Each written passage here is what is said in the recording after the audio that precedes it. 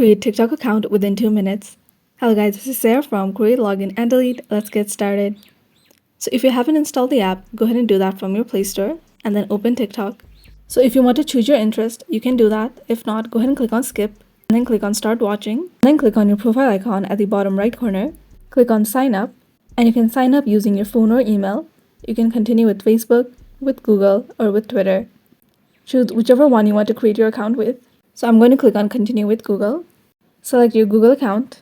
Go ahead and enter your birth date, and you can do that by scrolling it to the month, day, and year, and then click on next. Go ahead and create your nickname.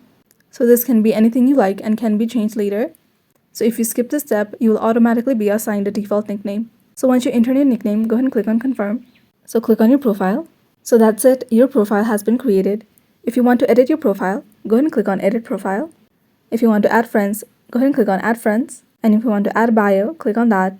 And to upload a video, you can click on upload right here. So this is how to create a TikTok account within 2 minutes. Thanks for watching till the end, and don't forget to like, share, and subscribe.